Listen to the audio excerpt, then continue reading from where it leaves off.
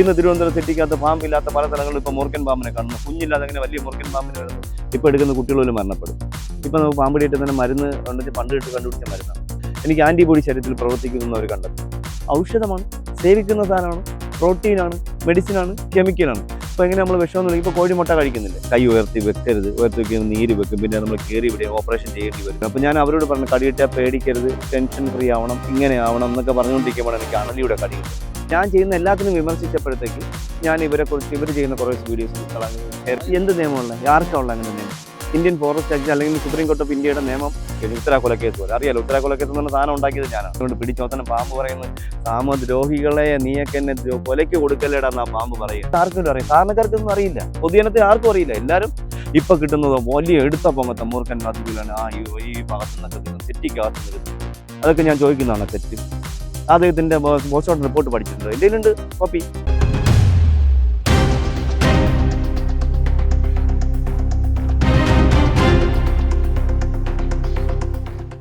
പ്രിയപ്പെട്ട പ്രേക്ഷകർക്ക് നമസ്കാരം. ഇന്ന് നമുക്കൊപ്പമുള്ളത് മലയാളികൾക്ക് ഏറെ പ്രിയപ്പെട്ട സ്നേക്ക് മാസ്റ്ററായ വാവ സുരേഷാണ്.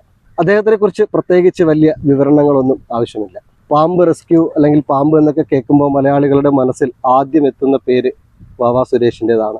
ഒരുപാട് ആരാധകരൊക്കെ ഉണ്ടെങ്കിൽ ഒരുപാട് വിമർശനങ്ങളും ഒത്തിരി വിവാദങ്ങളും ഒക്കെ അദ്ദേഹവുമായി ബന്ധപ്പെട്ട് ഉണ്ടാകാറുണ്ട്. നമുക്ക് ഒരുപാട് കാര്യങ്ങൾ അദ്ദേഹത്തിനോട് ചോദിക്കാനുണ്ട്. ചേട്ടാ നമസ്കാരം. നമസ്കാരം. ഏകദേശം എത്ര സ്ഥലങ്ങളിലാണ് പോയിട്ടുള്ളത്? ഞാനിപ്പോൾ എനിക്ക് തോന്നുന്നത് ആയിരക്കണക്കിന് സ്ഥലങ്ങൾ ഞാൻ ചെയ്തിട്ടുണ്ട്. ആയിരക്കണക്കിന് കൃത്യമായിട്ട് കണക്ക് നോക്കണേ എനിക്ക് വന്നത് ഡയറി നോക്കിയിട്ട് കാര്യമില്ല. ഞാൻ പഠിക്കുന്ന പാമ്പുകളുടെ എണ്ണം മാത്രമേ ഞാൻ ഡയറി രേഖപ്പെടുത്താറുള്ളൂ. ക്ലാസ്സുകളെ കുറിച്ച് അവർ ഒന്നിൽ വാട്സാപ്പ് മെസ്സേജും പണ്ടൊക്കെ ആണെങ്കിൽ വിളിച്ച് പറയും. പണ്ട് നമുക്ക് വാട്സാപ്പ് മൊബൈലൊന്നും ഇല്ലാത്ത കാലഘട്ടം ഉണ്ടായിരുന്നു, അപ്പോൾ വിളിച്ച് പറയുമായിരുന്നു. പിന്നെ അത് കഴിഞ്ഞ് ഇപ്പോൾ വാട്സാപ്പിൽ മെസ്സേജ് ഇടും, പ്രോഗ്രാം കഴിയുമ്പോൾ ഞാൻ നിങ്ങൾ ഡിലീറ്റ് ചെയ്യും. കാരണം വെച്ചാൽ ഇതൊന്നും പ്രത്യേകിച്ച് എഴുതി വെക്കേണ്ടായിരുന്നു, നമുക്ക് കിട്ടുന്ന അറിവുകൾ മറ്റുള്ളവർക്ക് പകർന്നു കൊടുക്കുക എന്നുള്ളതാണ്. അപ്പോൾ കിട്ടാവുന്ന അറിവുകൾ, കാരണം നമുക്കറിയാം ഇന്ന് ചികിത്സാ രീതി ആയിരുന്നപ്പോൾ നമുക്കറിയാം പണ്ട് കാലത്ത് നമുക്ക് പേവിഷബാധയുടെ മരുന്നെടുത്തിരുന്ന സമയത്ത് എല്ലാവരും രക്ഷപ്പെട്ടിരുന്നു. ഇപ്പോൾ എടുക്കുന്ന കുട്ടികൾ പോലും മരണപ്പെടും. ഇപ്പോൾ നമുക്ക് പാമ്പ് കടിയിട്ട് തന്നെ മരുന്ന് ഉണ്ടെങ്കിൽ പണ്ട് ഇട്ട് കണ്ടുപിടിച്ച മരുന്നാണ്. അത് മാറ്റേണ്ട സമയമായി. അപ്പോൾ നമുക്ക് ഒരുപാട് മരണങ്ങളുണ്ട്, അതിന് ട്രീറ്റ്മെൻറ്റ് കഴിഞ്ഞിട്ടുള്ള ആൾക്കാർ മരണപ്പെടുന്നുണ്ട്. അപ്പോൾ ഇതൊക്കെ എൻ്റെ ജീവിതത്തിൽ എനിക്ക് ലൈവായി പഠിക്കാൻ പറ്റി. എനിക്കൊരു കടി കിട്ടുമ്പോൾ ആ കടി ഞാൻ പഠിക്കാൻ ശ്രമിക്കും. എങ്ങനെ കടിച്ചു, ഏത് പോയിന്റ് കടിച്ചിട്ട് എത്ര ദിവസം കൊണ്ട് ഞാൻ എത്ര സമയം കൊണ്ട് ഞാൻ അവിടെ നീര് വെക്കുന്നു, എത്ര സമയം കൊണ്ട് എനിക്ക് ശ്വാസം മുട്ടുണ്ടാവും എന്നൊക്കെ എനിക്ക് മനസ്സിൽ കണക്കൂട്ടാൻ പറ്റുന്നു. അപ്പോൾ ഞാൻ തന്നെ ലാസ്റ്റ് എൻ്റെ കോട്ടയത്തുള്ള കടി കിട്ടി തന്നെ ഇവർ കോട്ടയം മെഡിക്കൽ കോളേജിൽ കൊണ്ടുപോകുമ്പോൾ തന്നെ ഞാൻ പറഞ്ഞിരുന്നു, എന്തായാലും നിങ്ങൾ കോട്ടയം മെഡിക്കൽ കോളേജിൽ കൊണ്ടുപോകണമെങ്കിൽ ഞാൻ അങ്ങ് എത്തൂല, തൊട്ടടുത്തുള്ള ഏതെങ്കിലും ഒരു ഹോസ്പിറ്റലിലേക്ക്. അന്നത്തെ എനിക്കൊന്ന് അവിടുത്തെ വാർഡ് കൗൺസിലർ, പുള്ളിയുടെ പേര് ഞാൻ മറന്നു, പുള്ളി എൻ്റെ കൂടെ ഉണ്ടായിരുന്നു. പുള്ളിയാണ് ഞാൻ പറഞ്ഞത്, ഒരു കാര്യം ചെയ്യുന്നത്, നിങ്ങൾ അടുത്തുള്ള ഏതെങ്കിലും ഹോസ്പിറ്റൽ, പ്രൈവറ്റ് ഹോസ്പിറ്റൽ എന്തെങ്കിലും നിങ്ങൾ കേട്ടില്ലെങ്കിൽ ഞാൻ മരിച്ചു എന്ന് പറഞ്ഞു. അപ്പോൾ എനിക്ക് മനസ്സിലായി എൻ്റെ ശരീരത്തിൽ ആ ശ്വാസം മുട്ടൽ വന്നപ്പോൾ ഇപ്പോൾ എനിക്കത് അറസ്റ്റിലേക്ക് പോകാൻ പോവുകയാണ് എന്നെനിക്ക് മനസ്സിലാക്കാൻ പറ്റും. അപ്പോൾ അതുകൊണ്ട് ഞാൻ അവർ ഉടനെ എന്നെ ഭാരത് ഹോസ്പിറ്റലിൽ അഡ്മിറ്റ് ചെയ്തു. അപ്പോൾ അവിടെ ചെന്നപ്പോൾ എനിക്ക് പൂർണ്ണമായിട്ട് എൻ്റെ അറസ്റ്റ് വന്നു. അപ്പോൾ അവരെനിക്ക് CPR എന്നവരെന്നെ ഇൻറ്റിബേറ്റ് ചെയ്തു, വെന്റിലേറ്ററിലാക്കി. അവിടെ നിന്ന് ആൻറ്റിവെനം സ്റ്റാർട്ട് ചെയ്തിട്ടാണ് വാസവൻ സാർ അറിയുന്നത്. വാസവൻ സാറിന് വൈകിട്ടോടുകൂടിയാണ് എന്നെ അവിടെ നിന്ന് കൊണ്ടുപോയി മെഡിക്കൽ കോളേജിലേക്ക് അഡ്മിറ്റ് ചെയ്തത്. അപ്പോൾ അത് കഴിഞ്ഞ് എനിക്ക് ആ കടിക്കേഷൻ എനിക്ക് വേറെ 3 കടികൾ കിട്ടി. അപ്പോൾ ഓരോ കടിയും ഞാൻ പഠിക്കും. ഇപ്പോൾ ഒരു ചെറിയ മൂർഖനെ കടിച്ചു. അപ്പോൾ എനിക്ക് അത് കഴിഞ്ഞ് ഞാൻ ആ കോട്ടയത്തെ കടി കഴിഞ്ഞിട്ട് കഴിഞ്ഞ വർഷം ഒന്നും വാർത്തയിൽ വന്ന കാര്യങ്ങളല്ല. അപ്പോൾ എനിക്കത് നമ്മുടെ കൈമനത്തിനടുത്ത് NSS കരയോത്തിൻ്റെ പണി നടക്കുന്നുണ്ട്. അപ്പോൾ അതിൽ പലവ എടുത്ത് മാറ്റുന്നത് അതിൻ്റെ അടിയിൽ ഒരു പാമ്പിൻ്റെ ചെറിയ കുഞ്ഞിനെ കണ്ടതും അങ്ങ് പലവയും കിട്ടും. അപ്പോൾ അതങ്ങ് ചപ്പിപ്പോയി, അങ്ങ് ചത്തു, ചാവൻ്റെ പരുവായി, അരപ്പരുവായി. അപ്പോൾ ഞാൻ പോയി ഇവിടെയാണെന്ന് പറഞ്ഞാൽ ഞാൻ പൊക്കിയതും ആ പറഞ്ഞ സ്ഥലത്തല്ല അതിരുന്നത്, എൻ്റെ കൈവച്ച സ്ഥലത്താണ്. അപ്പോൾ അതുകൊണ്ട് ഇങ്ങനെ കടിച്ചിട്ട് എനിക്ക് അപ്പോഴൊന്നും തോന്നിയില്ല. അത് കഴിഞ്ഞ് ഞാൻ പാറശാല ഒരു കോൾ എടുക്കാം, ആ കടിയും കൊണ്ടുപോയി. അപ്പോൾ അവിടെ ചെന്ന് കഴിച്ചപ്പോൾ എനിക്ക് വേദനയായി തുടങ്ങി. അപ്പോൾ ഞാൻ അവിടെ നിന്ന് നേരെ മെഡിക്കൽ കോളേജിലേക്ക് വന്നു. അന്നത്തെ ഡോക്ടർ, നമ്മുടെ പഴയ സൂപ്രണ്ട് ശർമ്മ സാറിനെ വിളിച്ചു, വരാൻ പറഞ്ഞ് ചെന്നു, ഡോക്ടറെ കണക്ട് ചെയ്തു. ഞാൻ അവിടെ അഡ്മിറ്റായി. അപ്പോൾ ഞാൻ സാറേ ഡോക്ടർമാർ ആൻറ്റിയോനെ ഇപ്പോൾ എടുക്കണ്ട, നമുക്ക് നോക്കട്ടെ എന്ന് പറഞ്ഞു. ഇപ്പോൾ എടുക്കാൻ ഞാൻ സമ്മതിച്ചില്ല, നിർബന്ധിച്ച് അവിടെ സമ്മതിച്ചില്ല. പിന്നെ അവർ നിർബന്ധിച്ച് പിറ്റേന്നാണ് ആൻറ്റിയോനെ എടുക്കുന്നത്.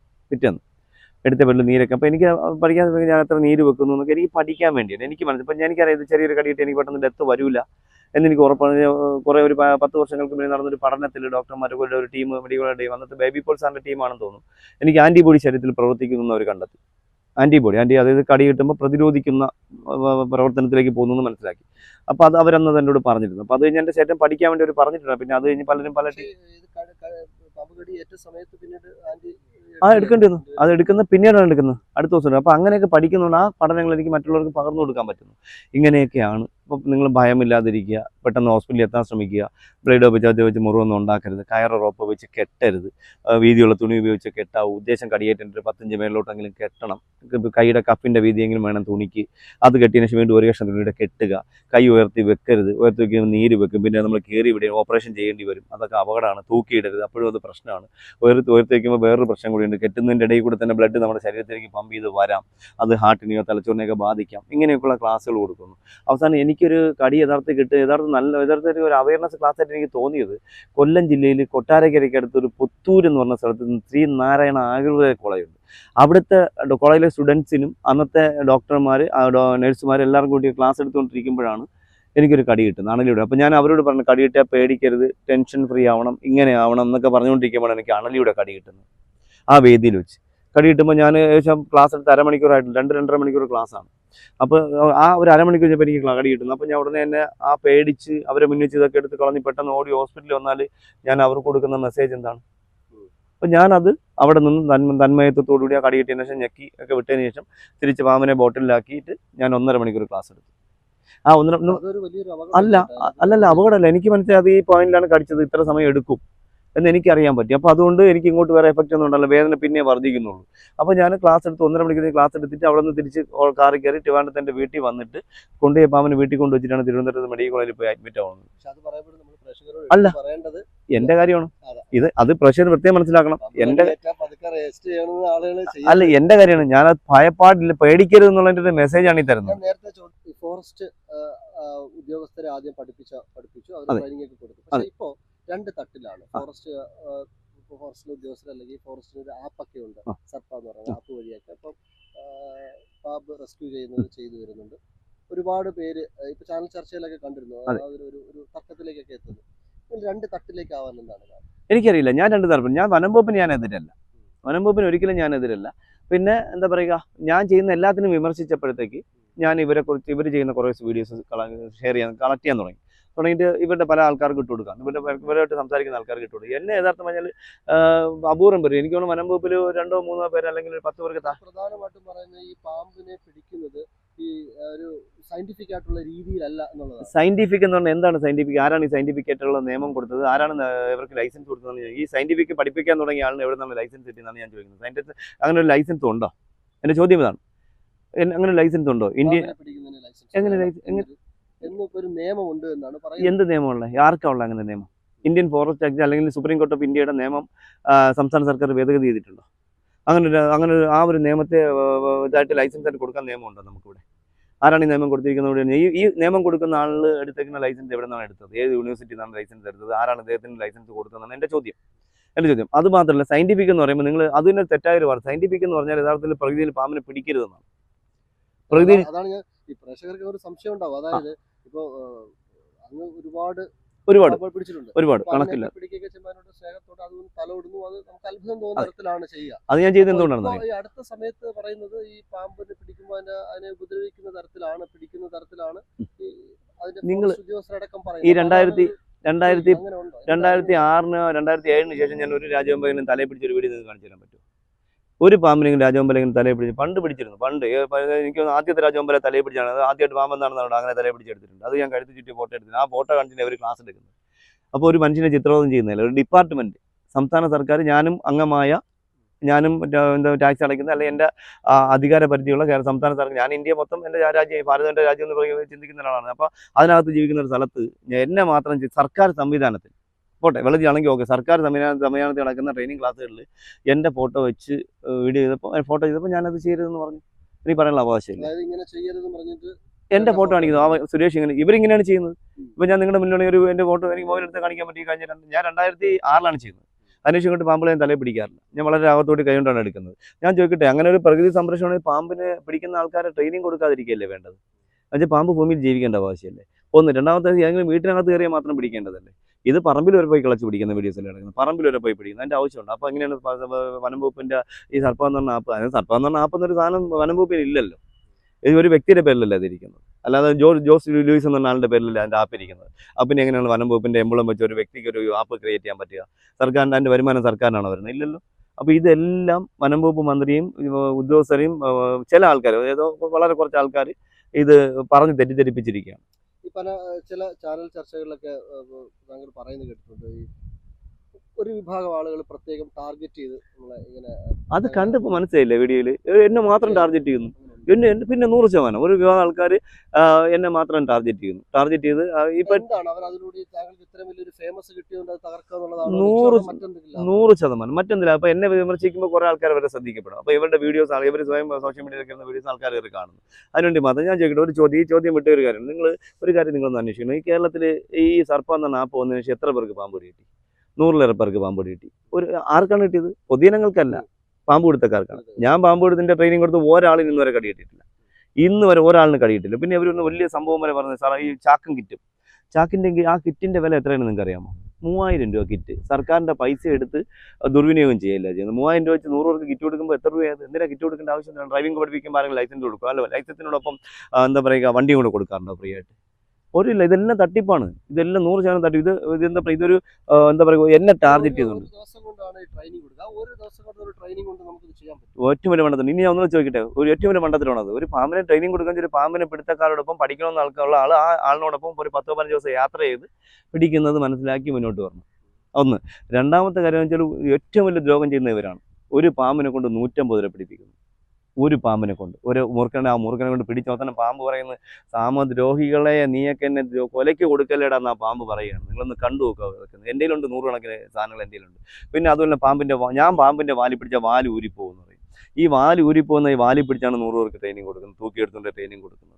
ഒന്ന്. പിന്നെ ഒന്നും ഞാൻ പറയാനുണ്ട്, ഇത് ഒരുപാട് പറയണമെങ്കിൽ നിങ്ങളുടെ എപ്പിസോഡ് 10 എപ്പിസോഡ് ഉണ്ടെങ്കിലും പറഞ്ഞ് തീരത്തില്ല. ഞാൻ ചോദിക്കട്ടെ, ഈ പിടിക്കുന്ന പാമ്പുകൾ, ഇപ്പോൾ വനംവകുപ്പ് പിടിക്കുന്ന പാമ്പുകൾ വനംവകുപ്പ് കൊണ്ട് കാട്ടി വിടുന്നു. ഈ ട്രെയിനിങ് കൊടുക്കുന്ന ആൾക്കാർ പിടിക്കുന്ന പാമ്പുകളെ റിലീസിംഗ് പോളിസി പ്രകാരം, ഇന്ന് ഇന്ത്യയിൽ റിലീസിംഗ് പോളിസി എന്ന് പറഞ്ഞാൽ ഒരു സംസ്ഥാനത്ത് മാത്രമേ, മഹാരാഷ്ട്രയിൽ മാത്രമേ ഉള്ളൂ പാമ്പിന് റിലീസിംഗ് പോളിസി രേഖപ്പെടുത്തുന്നത്. സംസ്ഥാനം അവിടെ മാത്രമേ ഉള്ളൂ. ഈ സർപ്പം എന്ന ആപ്പിനെ കുറിച്ച് നിങ്ങൾക്ക്, ഈ ആപ്പ് ജോസ് വിലിയസിന്റെ പേരിലുള്ള ആപ്പാണ്. ആ ആപ്പ് കേരളത്തിൽ വിജയിച്ചു എന്ന് പറഞ്ഞ് തെറ്റിദ്ധരിച്ചുകൊണ്ട് തമിഴ്നാട്ടിലേക്ക് വിൽക്കാൻ വേണ്ടി എഗ്രിമെന്റ് ആയിരിക്കുന്ന സാധനമാണ്. വനംവകുപ്പല്ല വിൽക്കുന്നത്, പുള്ളിയാണ് വിൽക്കുന്നത്. ഈ ആപ്പ് പുള്ളിക്ക് അങ്ങനെ വിൽക്കാൻ എന്താ അധികാരമുള്ളത്? നിങ്ങളൊന്ന് ആലോചിച്ച് നോക്കൂ. ഇതൊക്കെ ആർക്കെങ്കിലും അറിയാം? സാധാരണക്കാർക്ക് ഇതൊന്നും അറിയില്ല, പൊതുജനത്തിന് ആർക്കും അറിയില്ല. എല്ലാവരും വാവാതുരായിട്ട് ഇങ്ങനെ പിടിക്കുന്നു അങ്ങനെ പിടിക്കുന്നു എന്ന് പറയുമ്പോൾ അവർ അത് ശരിയാണല്ലോ, ഞങ്ങൾ പിടിക്കുന്നത് മാത്രമാണ് ശരി, ഞാൻ മാത്രമാണ് ശരി എന്നുള്ളതാണ്.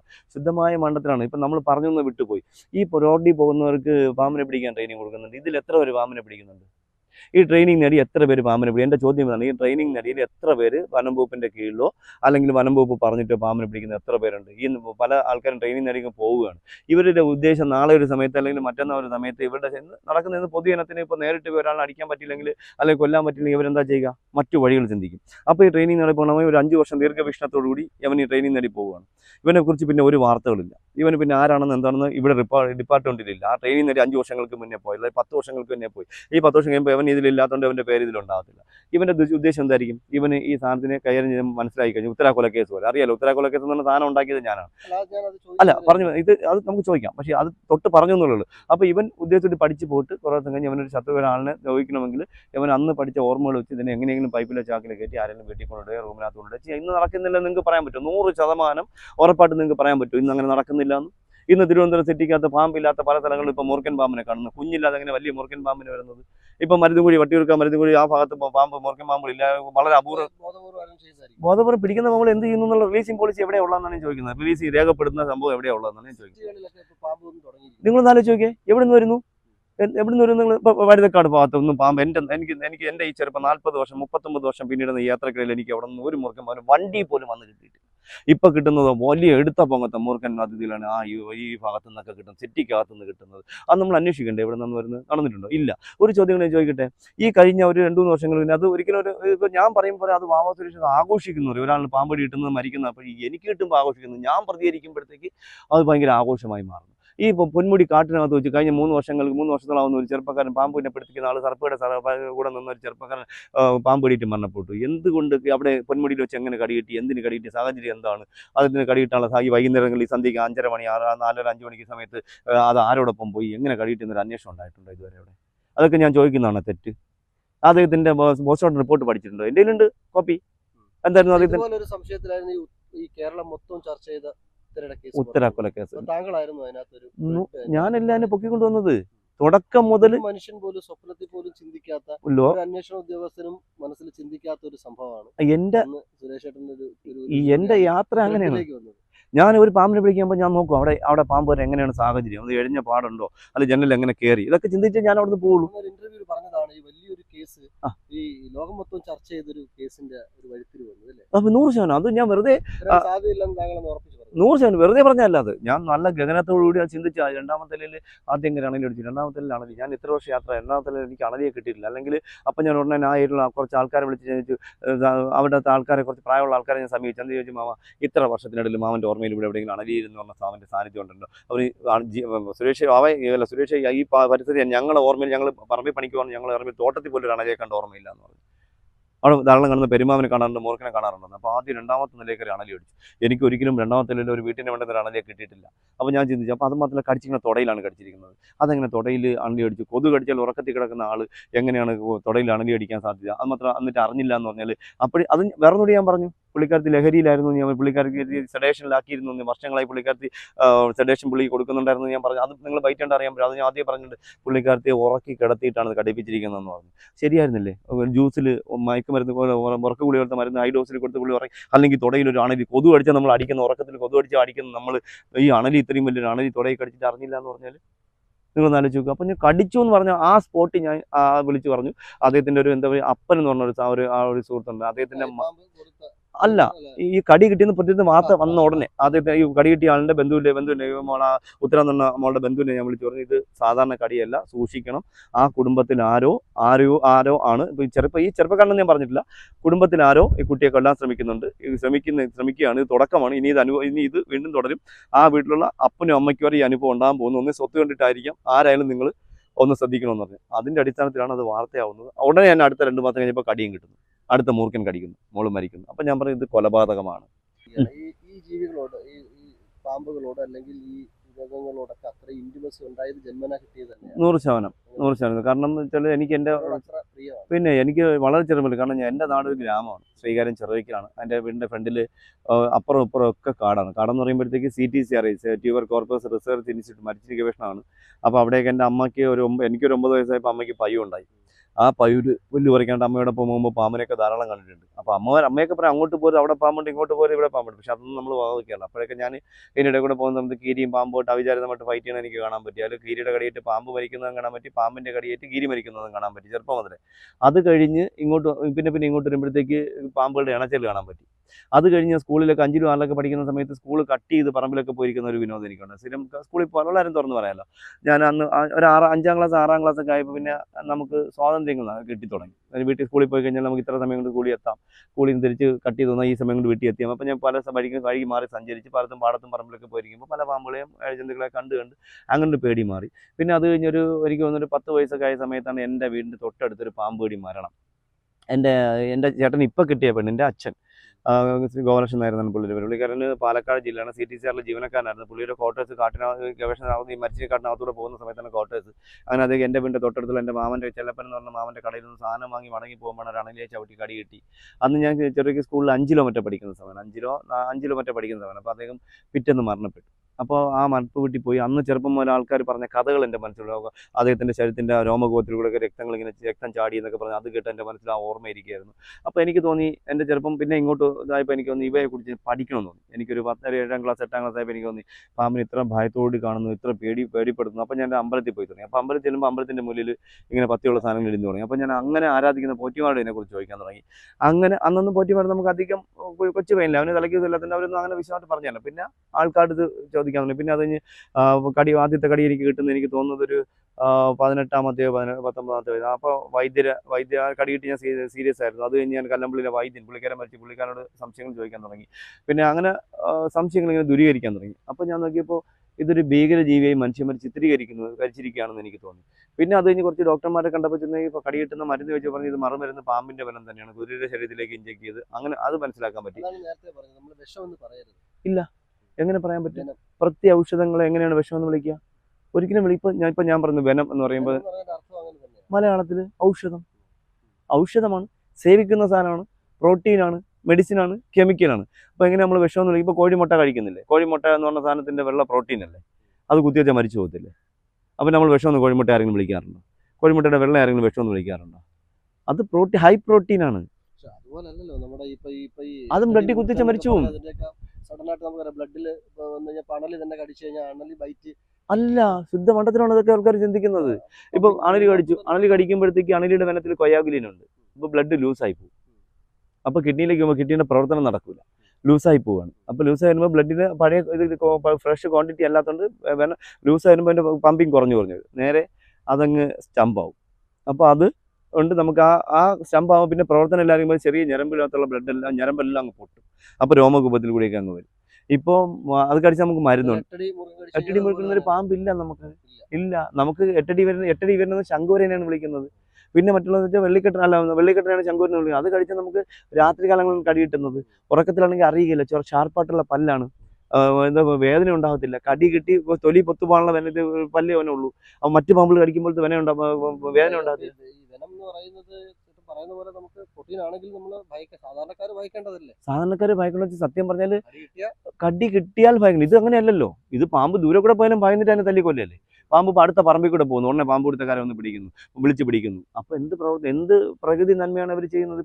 ഇപ്പോൾ ഈ കായലിൻ്റെ തീരത്തിൽ പാമ്പിനെ കണ്ടാൽ പിടിക്കേണ്ട കാര്യമൊന്നും. ഇവിടെ ഈ അടുത്ത ഒരു മാസം മുന്നേ ഈ കായലിൻ്റെ തീരത്ത് പാമ്പിനെ ഇരിക്കാൻ വന്നപ്പോൾ രണ്ടൊരു പാമ്പിനെ കണ്ടു. എന്നെ വിളിച്ചു. ഞാൻ പറഞ്ഞു, നിങ്ങൾക്ക് എന്ത് കാര്യം, നിങ്ങൾ എന്തിനാണ് അവിടെ പോയിരിക്കുന്നത്? അത് കായലല്ലേ, അത് നിങ്ങൾ ജോലിയൊക്കെ പോകുന്നത്. അപ്പോൾ ഞാൻ വന്ന് നോക്കിയപ്പോൾ കായലിൽ കിടക്കുന്ന പാമ്പ്. അത് ഞാൻ തട്ടിയ കെട്ടിനകത്തോട്ട് കയറ്റി കൊടുത്തു. എന്തിനാ അങ്ങനെ പിടിക്കേണ്ട കാര്യം? ഇതിപ്പോൾ കാണുന്നത് എവിടെ കണ്ടാലും പിടിക്കുന്നു. നിങ്ങൾക്കൊരു കാര്യം, അടുത്ത സമയത്ത് ഒരുപാട് ഈ പാമ്പ് പിടുത്തക്കാർ ഒത്തിരി പേര് വരുന്നുണ്ട്. നേരത്തെ ചോദിച്ച പോലെ തന്നെ ഞാൻ ഒന്നുകൂടി ആവർത്തിക്കുകയാണ്. അത് ഇതിന്റെ ഒരു ഫെയിം, ഈ പാമ്പ് പിടുത്തത്തിലൂടെ കിട്ടുന്ന ഒരു ഫെയിം നോക്കിയിട്ട് 100% വരുമാനവും കൂടെ നോക്കിയിട്ടാണ്. കാരണം ഇന്ന് ഈ ഇതിലേക്ക് പുതിയതായിട്ട് വരുന്ന ആൾക്കാർക്ക് വേറെ വരുമാനമൊന്നുമില്ല. ഇവർ വേറെ ജോലിയൊന്നും മേശിരി പണിക്ക് പോയിട്ട് കൊണ്ടുവരുന്നവരാണ് ഇപ്പോൾ ഇതിൻ്റെ പിറകെ നടക്കുന്നത്. അല്ലാതെ ഇതിൽ ഗവൺമെൻറ് ജോബിലിരുന്ന ഒരാളും ഇതിലോട്ടില്ല. അപൂർവം പേര് വന്നത്. അവർ ശമ്പളമൊക്കെ നോക്കി അവരുടെ ഡ്യൂട്ടിയൊക്കെ നോക്കി ലീവ് എടുത്ത് പോകാൻ പറ്റില്ല. ഇപ്പോൾ വനം വകുപ്പിലായിരുന്നാൽ തന്നെ നമുക്ക് ഒരാൾ പാമ്പിനെ പിടിക്കാൻ, ഇപ്പോൾ ഞാൻ വനം വകുപ്പിലെ ജീവനക്കാരനായിരുന്നെങ്കിലും ഞാൻ പാമ്പിനെ പിടിക്കാൻ വനം വകുപ്പിൻ്റെ ഏരിയയിൽ മാത്രമേ മാത്രമേ എനിക്ക് പോകാൻ പറ്റുള്ളൂ. ഒരു ടി വിയിൽ ഇൻ്റർവ്യൂ വരണമെങ്കിൽ ഞാൻ പെർമിഷൻ എടുക്കണം. ഒരു ഇൻ്റർവ്യൂ നിങ്ങൾക്ക് തരണമെങ്കിൽ എനിക്ക് പെർമിഷൻ എടുത്തേ പോകാൻ പറ്റുള്ളൂ. അന്നേരം എനിക്ക് അവധിയായിരിക്കണം, അല്ലെങ്കിൽ ഞാൻ ലീവായിരിക്കണം. അങ്ങനെയൊക്കെ പോയിട്ട്. അപ്പോൾ ഇപ്പോഴങ്ങനെയല്ല. ഇപ്പോൾ യൂട്യൂബ് ഉണ്ട്. ഇപ്പോൾ ഒരു പാമ്പിനെ പിടിക്കുന്ന ഒരാളെന്ന് അവർ പുള്ളിക്കാരൻ ഉടനെ അതിനെ വീഡിയോ എടുക്കുകയാണ്. അങ്ങനെ വീഡിയോ എടുത്തിട്ട് അവർക്ക് സ്വന്തം യൂട്യൂബ് ഉണ്ട്. അപ്പോൾ അതിലേക്ക് അവർ പോസ്റ്റ് ചെയ്യുന്നു. അപ്പോൾ അവർക്കൊരു വരുമാനം ഉണ്ടാകുന്നു. അപ്പോൾ പാമ്പിനെ പിടിക്കാൻ പോകുമ്പോഴും വരുമാനം ഉണ്ടാകുന്നു. 2 പിന്നെ ജനങ്ങളുടെ മുന്നിൽ ഉണ്ടാകുന്ന ഒരു വീരാരാധന. ഞാനൊരിക്കലും അങ്ങനെ കണ്ടിട്ടാണ്. ഞാനൊരിക്കലും വീരാരാധനയോട് വന്നതല്ല. അപ്പോൾ ഇതിനെ ഒന്ന് സംരക്ഷിക്കുക, ജനങ്ങളെ സംരക്ഷിക്കുക. ആ ഒരു മേലെ കൂടെ ഞാൻ മുന്നോട്ട് വരുന്നത്. പിന്നെ വരുമാനം പ്രതീക്ഷിച്ചല്ല ഇതിൽ പൊയ്ക്കൊണ്ടിരുന്നത്. പിന്നെ എന്താ പറയുക, എനിക്കൊരു പാഷനായി മാറി. പിന്നെ ഇതിനെ ഇഷ്ടം, എനിക്ക് എന്നോടൊരു താല്പര്യം, ഇഷ്ടം തോന്നി. ഞാനിതിലേക്ക് പൂർണ്ണ അർപ്പണബോധത്തോടെ ഇതിലേക്ക് വന്നു എന്നുള്ളതാണ്.